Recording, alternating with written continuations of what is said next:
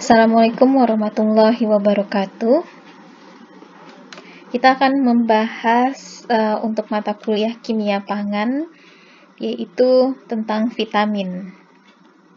Vitamin merupakan salah satu dari senyawa minor yang ada di bahan pangan. Biasanya disebut sebagai mikronutrien karena jumlahnya yang sedikit. Dari kacamata kimia pangan, tujuan utama kita mempelajari tentang vitamin yaitu untuk mengetahui bagaimana caranya kita bisa memaksimumkan retensi dari vitamin. Jadi vitamin ini termasuk senyawa yang mudah sekali rusak. Tidak semua vitamin mudah rusak, ada juga yang stabil, tapi sebagian besar dia mudah rusak. Nah, kita harus memahami tentang struktur kimianya, sifat kimianya, dan bagaimana dia sensitivitasnya selama processing, selama penyimpanan, apa faktor-faktor yang membuat dia terdegradasi, sehingga kita bisa memaksimumkan retensi dari vitamin itu pada bahan pangan. Nah, vitamin itu bisa kita bagi menjadi dua kelompok besar. Saya rasa ini semuanya sudah tahu karena dari SD sudah diajarkan. Ada vitamin yang larut di lemak dan ada juga yang larut di air. Vitamin-vitamin yang larut lemak itu contohnya adalah vitamin A, D, E, dan K. Terus untuk vitamin yang larut air, ini hanya ada dua jenis, vitamin C dan vitamin B. Tapi vitamin B sendiri ini merupakan vitamin B kompleks yang di dalamnya banyak lagi vitamin B yang lain. Misalnya ada B1, B2, B3, B6, dan seterusnya. Nah, pertama kita akan mengenali tentang vitamin yang larut dalam lemak. Perlu diperhatikan bahwa di mata kuliah ini kita lebih fokus pada pengenalan struktur kimia dari vitamin dan bagaimana stabilitasnya di bahan pangan. Untuk fungsinya dan juga sumber bahannya itu lebih difokuskan nanti pada mata kuliah metabolisme zat gizi mikro. Itu lebih kita bahas tentang bagaimana kita mengabsorpsi atau menggunakan vitamin di dalam tubuh. Kalau ini kita lebih fokus tentang vitamin di dalam bahan pangan. Vitamin A itu apa saja yang disebut dengan vitamin A? Vitamin A itu dia menunjukkan suatu grup dari senyawa yang memiliki rantai hidrokarbon unsaturated atau tidak jenuh. Nah, ini termasuk di dalamnya adalah retinoid dan karotenoid. Jadi ketika kita menyebut suatu vitamin, misalnya vitamin A, vitamin B, vitamin C, itu bukan hanya ada satu senyawa saja atau satu komponen saja. Seperti vitamin A, ini merupakan nama grup. Jadi seperti dalam grup pasti ada membernya atau anggotanya. Nah, vitamin A ini juga hanya sebutan untuk suatu grup yang mempunyai sifat aktif nutrisi yang terdiri atas retinoid dan karotenoid. Apa ciri khasnya? Dia mempunyai unsaturated hydrocarbons atau rantai karbon yang tidak jenuh. Contoh misalnya di sini,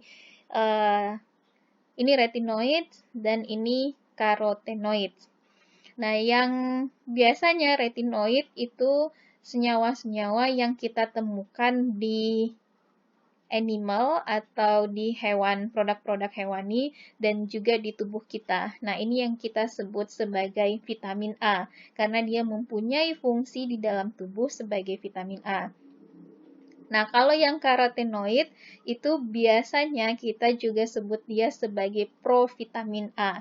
Jadi dia nanti dalam tubuh akan dikonversi menjadi retinoid atau vitamin A. Karotenoid itu biasanya ditemukan di tumbuh-tumbuhan, jadi di bahan pangan yang nabati. Ciri khas dari vitamin A atau provitamin A itu punya setidaknya non-oxygenated beta ion non-ring Ada cincin beta ionon yang non-oxygenated. Yang manakah itu? Di sini. Ini non-oxygenated beta ionon ring. Terus dia juga memiliki, dia juga mempunyai setidaknya isoprenoid side chain. Jadi punya rantai samping isoprenoid. Yang mana rantai samping isoprenoid itu ini. Ini ciri khas dari vitamin A. Nah, jadi kita bisa mengidentifikasi yang mana kira-kira yang mempunyai aktivitas vitamin A dan mana yang tidak mempunyai aktivitas vitamin A dari kita lihat struktur kimianya. Dan dari struktur kimia ini kita juga bisa mensintesis vitamin A. Jadi vitamin A tidak mesti kita dapat secara natural, tapi bisa juga kita sintetis. Nah, inilah kegunaan kita tahu tentang struktur kimia dari suatu vitamin, supaya kita bisa membuatnya dalam bentuk sintetis.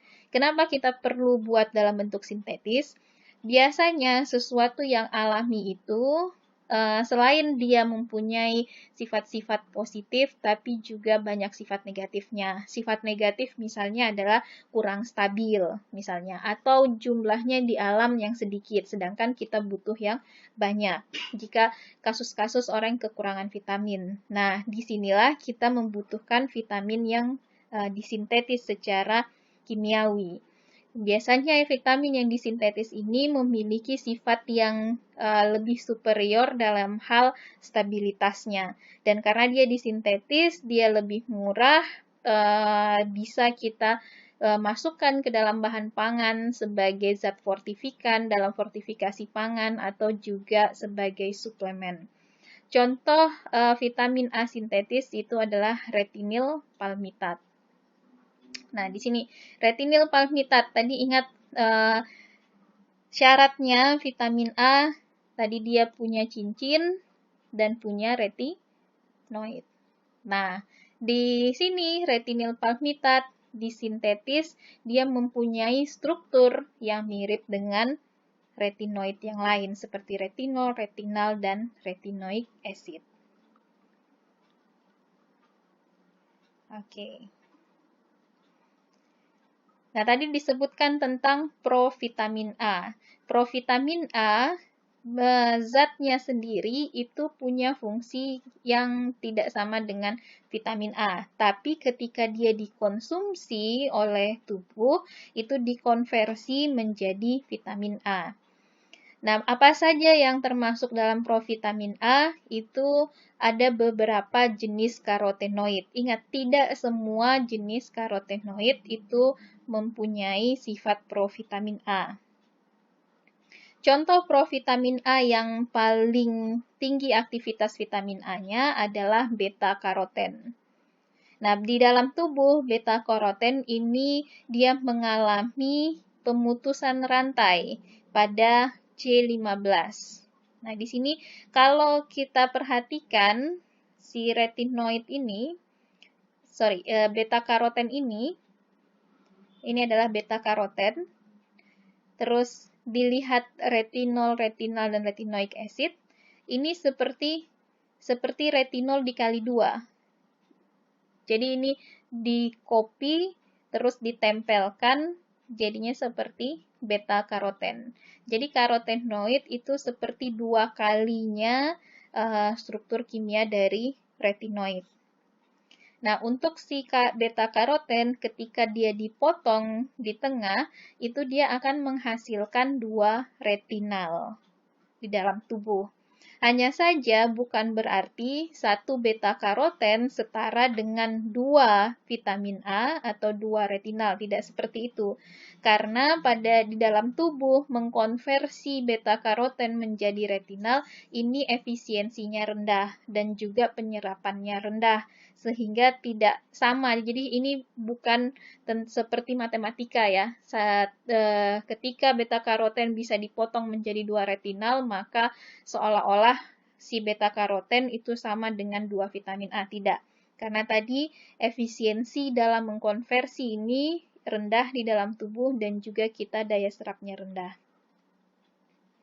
Nah, terus ada beberapa karotenoid yang cincinnya teroksigenasi.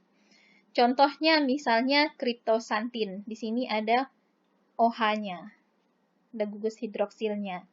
Nah, si karotenoid yang cincinnya teroksigenasi itu mempunyai sifat provitamin A yang lebih rendah daripada beta karoten jika hanya satu cincinnya yang dioksigenasi. Tapi kalau misalnya sudah kedua cincinnya teroksigenasi, maka sifatnya sebagai provitamin A itu hilang. Seperti di sini tadi, nah ini kantasantin, kriptosantin teroksigenasi, kantosantin juga, astasin, likopin. Nah, mereka mempunyai aktivitasnya itu bisa dikatakan 0 atau sangat rendah aktivitas provitamin A-nya. Nah, sifat dari vitamin A dan juga provitamin A, karena dia mempunyai hidrokarbon chain atau rantai hidrokarbon. Apa sih yang disebut rantai hidrokarbon? Itu adalah rantai karbon ini. Ini kalau mengingat lagi tentang kimia di SMA ya, ini garis-garis ini merupakan C. Ini C, C, C, C. Ini karbon semua. Nah, karbon-karbon yang berikatan inilah yang disebut dengan rantai karbon. Kenapa ada hidrokarbon? Karena ini sebenarnya misalnya di sini ini adalah CH3. Di sini ada CH misalnya ya. Ingat C itu punya 4 tangan. Nah, setiap tangannya ini kalau tidak disebutkan, kalau tidak dispesifikan misalnya di sini OH, maka di sini pasti dia di sini sudah diambil 1, maka masih ada 3 tangannya lagi, itu pasti mengikat hidrogen. Nah, karena ada karbon, ada hidrogen, dia membentuk suatu rantai yang saling berikatan, maka disebut dengan rantai hidrokarbon. Nah, ciri khas dari rantai hidrokarbon ini bersifat lipofilik atau suka lemak atau tidak suka air. Makanya vitamin A termasuk dalam kategori vitamin yang larut lemak, bukan yang larut air. Lalu vitamin A dan provitamin A itu juga punya ciri khas conjugated double bonds atau ikatan rangkap yang berselingan. Terlihat di sini, rangkap, tidak rangkap, rangkap, tidak rangkap, rangkap, tidak rangkap. Nah, ikatan rangkap yang berselingan ini itu membuat dia berwarna. Dia bisa menyerap sinar UV ataupun sinar tampak tergantung jenis karotenoid atau retinoidnya yang memberikan dia warna kuning hingga warna merah.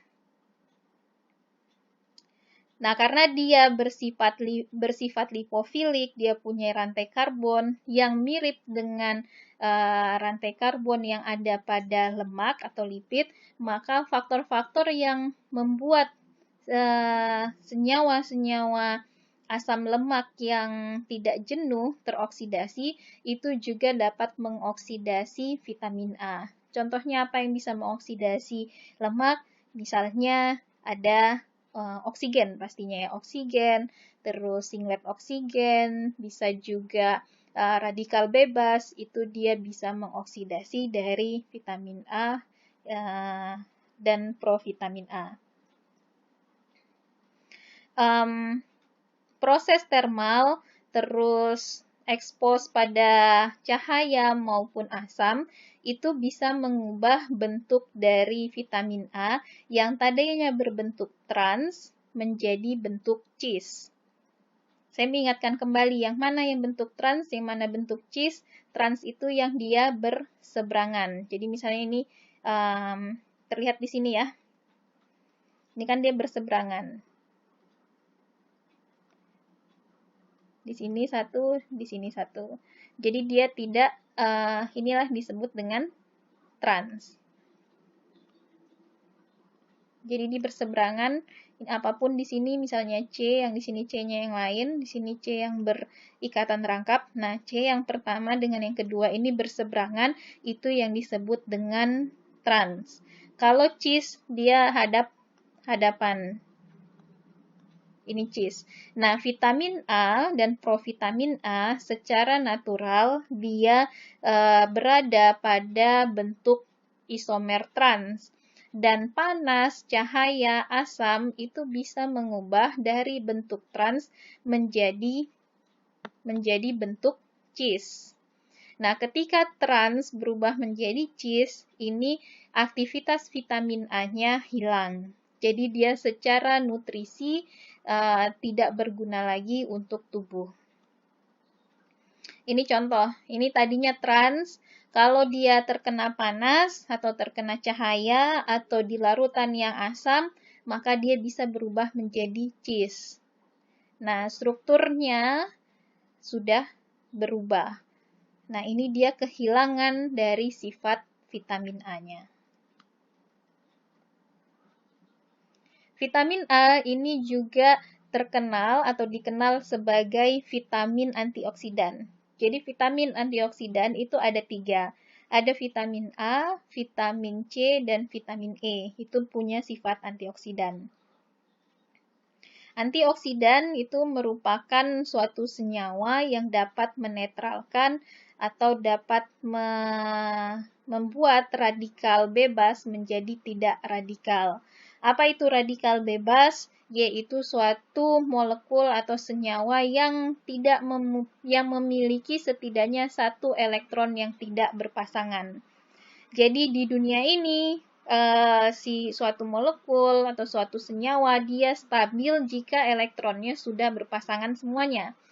Nah, ketika ada satu elektron saja yang tidak berpasangan, maka dia bersifat radikal atau reaktif. Nah, radikal ini bisa menyerang senyawa-senyawa lain, misalnya menyerang tadi lemak atau vitamin atau zat-zat gizi lainnya yang menyebabkan kerusakan pada bahan pangan.